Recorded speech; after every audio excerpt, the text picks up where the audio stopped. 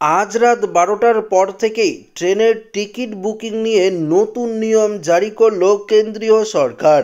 হ্যাঁ বন্ধুরা, তবে কি নিয়ম জারি করা হয়েছে ট্রেনের টিকিট কাটার আগে অবশ্যই আপনাদের এই নতুন নিয়মটি জানতে হবে, না হলে আপনারা ট্রেনের টিকিট বুকিং করতে পারবেন না। তো আসুন বিস্তারিতভাবে আপনাদেরকে জানিয়ে দেব। তো অবশ্যই ভিডিওটিতে আপনারা প্রত্যেকেই প্রথম থেকে শেষ পর্যন্ত মনোযোগ সহকারে দেখবেন। ভারতীয় রেলের তরফ থেকে 2025 সালের তৎকাল টিকিট বুকিং নিয়মে রাতারাতি অনেক নতুন পরিবর্তন কার্যকর হয়েছে। ইতিমধ্যেই ভারতীয় রেল অফিসিয়ালিভাবে ঘোষণা করা হয়েছে যে যারা ট্রেনের টিকিট বুকিং করতে চান তারা এখন কেবল এই নতুন নিয়মগুলি অনুসরণ করে টিকিট বুকিং করতে পারবেন। তো বন্ধুরা, কি নতুন নিয়ম জারি করা হয়েছে আসুন আপনাদেরকে জানিয়ে দিচ্ছি।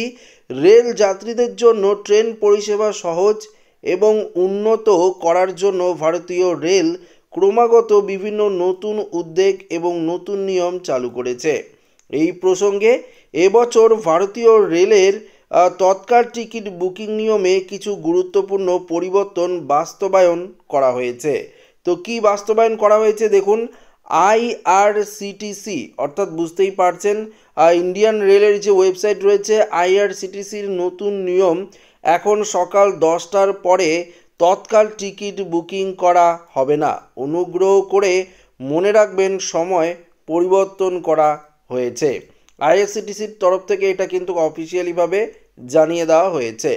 আইআরসিটিসি আশা করছে যে নতুন তৎকাল টিকিট বুকিং নিয়ম যাত্রীদের জন্য ট্রেন পরিষেবাগুলিকে আরও নমনীয় এবং স্বচ্ছ করে তুলবে।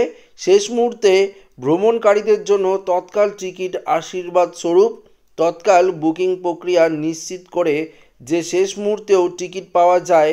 এর ফলে শেষ যাত্রা কোনো বাধা ছাড়াই সম্ভব করা হয়।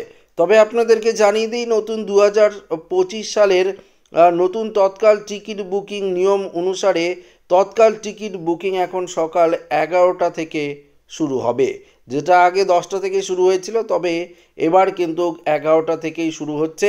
এমনটাই নতুন নিয়ম পরিবর্তন করা হয়েছে, যা আপনাদের জানানোর দরকার ছিল। তো আশা করি ভিডিওটি প্রত্যেকের ভালো লেগেছে।